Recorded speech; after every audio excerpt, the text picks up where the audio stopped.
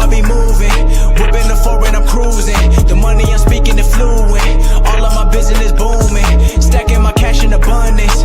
All of my family funded. Finally got what I wanted. Life is amazing, I love it. Everyone know that I run it. Yeah, look at me now, I came up. I've been thinking back then when I almost gave up on the game cause I never got in my way. Yo les postos, c'est Sacha, bienvenue dans cette nouvelle vidéo Mercato et actualité du football. Une incertitude pour Neymar et Thiago Silva si le football français est à l'arrêt depuis le début de la pandémie.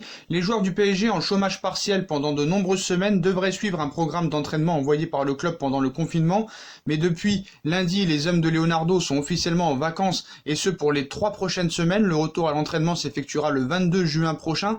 RMC Sport précise que le club de la capitale souhaite anticiper des potentielles quatorzaines de voyageurs venant des pays sud-américains à la mi-juin, imposés par le gouvernement. Plusieurs champions de France sont en effet susceptibles de devoir se plier à une telle mesure en raison de cette épidémie. Cavani devrait revenir d'Uruguay le 16 juin et ainsi éviter ce risque. Si Marquinhos devrait lui rentrer plus tôt du Brésil, les dates de retour de ses compatriotes Neymar et Thiago Silva demeurent encore inconnues, toujours d'après RMC Sport, qui ajoute que la situation de Keylor Navas au Costa Rica est elle aussi suivie par le Paris Saint-Germain.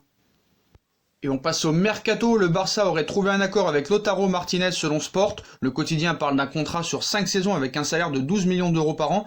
Toujours d'après le média barcelonais, l'Inter a déjà renoncé à son attaquant vedette, mais n'a pour l'instant conclu aucun accord avec le club Blaugrana. Autre information concernant le Mercato du Barça, le PSG mettrait des bâtons dans les roues au club catalan sur 2 dossiers. D'abord sur le transfert de Neymar en demandant des conditions qui rendent de l'opération impossible. Ensuite sur le cas Miralem Pjanic en faisant grimper les enchères avec la Juve, même si pour l'instant le milieu bosnien qui a un accord avec Barcelone résiste aux propositions parisiennes. Comme vous le savez, l'affaire Pjanic et Lautaro, c'est des vraies sources, ainsi que Neymar, ce n'est pas une vraie source. Neymar, c'est toujours pour faire vendre un petit peu, on le rajoute un petit peu dans les infos Mercato. On passe à Jadon Sancho, le Real Madrid est entré dans la danse pour faire venir Jadon Sancho, une rude concurrence pour Manchester United, qui est favori d'après les sources.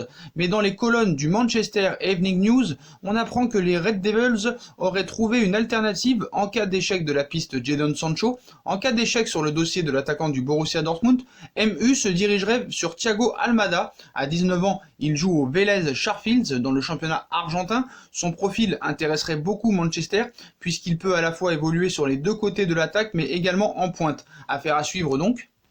Ousmane Dembélé, lui, ouvrirait grand la porte à la Juventus de Turin, régulièrement annoncé dans diverses opérations de transfert. Ousmane Dembélé a toujours refusé de quitter le FC Barcelone, mais cela semble différent avec la Juve qui pourrait bien réussir à récupérer l'international français cet été. Ousmane Dembélé détient peut-être le record du nombre d'apparitions sur les unes des journaux pro-Barça en ayant le minimum de temps de jeu au sein du club catalan depuis son arrivée en 2017 contre un chèque de 105 millions d'euros plus des bonus. L'ailier français a beaucoup fait jaser pour quelques coups d'éclat sur le terrain, mais surtout pour des blessures, son supposé manque de professionnalisme et bien sûr son rôle sur le marché des transferts. Il y a un an, il était cité comme la clé du retour de Neymar au FC Barcelone dans le cadre d'un échange avec le PSG, mais Dembélé avait été très clair, hors de question de partir, le but étant de s'imposer en Catalogne. Un an plus tard, Dembélé est encore à l'infirmerie, mais son avis concernant un départ serait moins tranché. Selon les informations de Mundo Deportivo, l'intérêt de la Juve à son égard ne laisse pas indifférent le joueur. La Juve plaît à Dembélé. Le club turinois compte bien faire quelques opérations avec le FC Barcelone cet été. Le club catalan souhaite en effet récupérer le milieu de terrain bosnien Miralem Pjanic en contrepartie d'un ou plusieurs joueurs. Pas dans les meilleures dispositions financières, le Barça espère convaincre la Juve avec des échanges de joueurs non désirés dans l'effectif de Quique Setien. Et du côté de la Juve, c'est Ousmane Dembélé qu'on souhaiterait récupérer sous la forme d'un prêt avec option d'achat. La grande nouveauté, comme l'écrit Mundo Deportivo, est que l'international français âgé de 23 ans envisage cette option contrairement à l'année précédente. La Juve lui semble une destination intéressante. Le directeur sportif Fabio Paratici l'apprécie depuis longtemps et a de bonnes relations avec l'agent du français. D'un point de vue sportif, Dembélé aurait de la place pour s'imposer. La Juve manque de vitesse sur les ailes. Voilà donc qui promet un nouveau feuilleton pour le Mercato estival édition 2020.